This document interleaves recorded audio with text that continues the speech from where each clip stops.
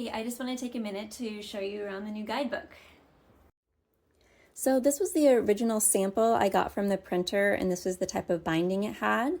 And so this was the first prototype, and I didn't feel like I could open up the book as far as I wanted to, especially since the book is so small that I wanted to be able to get in here and read all of the edges.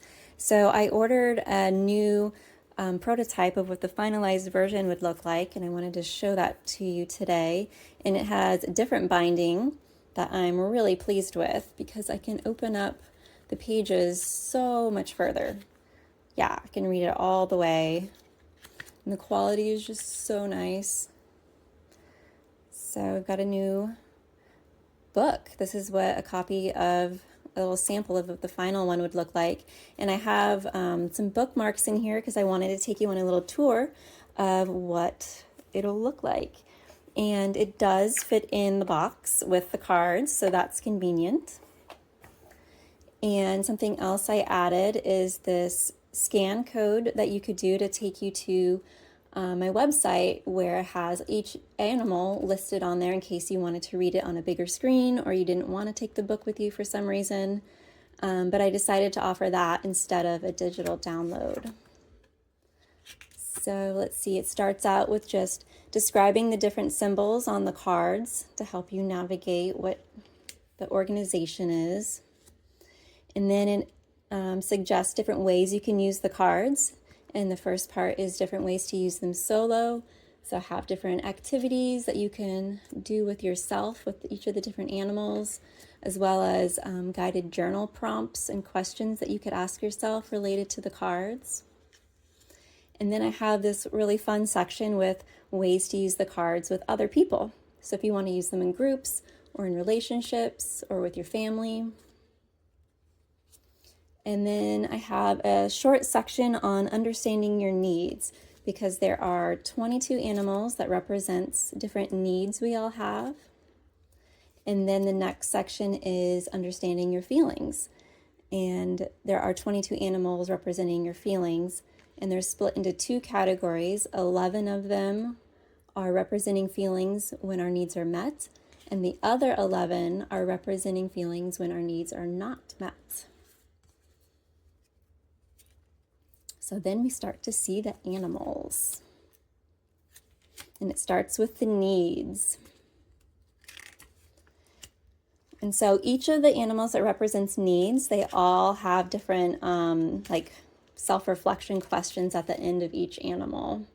And some of them are longer with mini pages, and others are shorter. It just depends on what animal had more to say.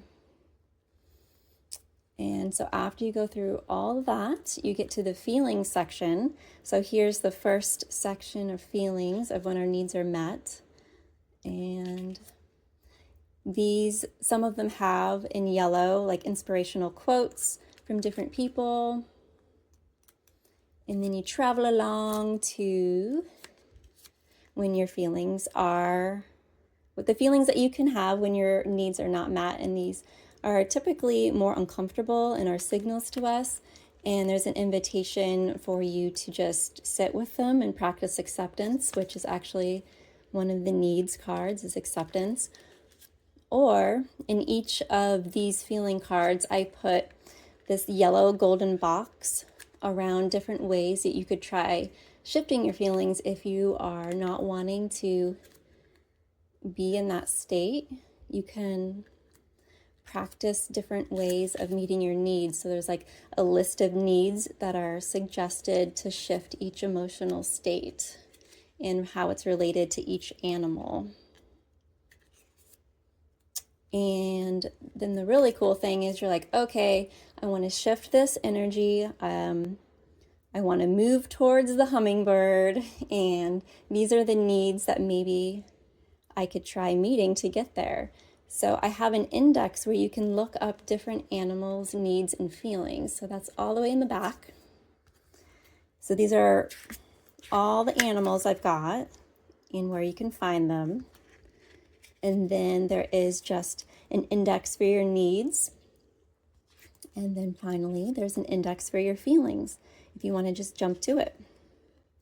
And so that is the emotional intelligence aspect of the guidebook, but you can also just look through for, hey, I had a dream about a Pegasus, and you could find out what it means. Or you could just use it for other animal symbolism with other card readings you're doing. So there's so many different ways to use these beautiful cards. Great, thank you.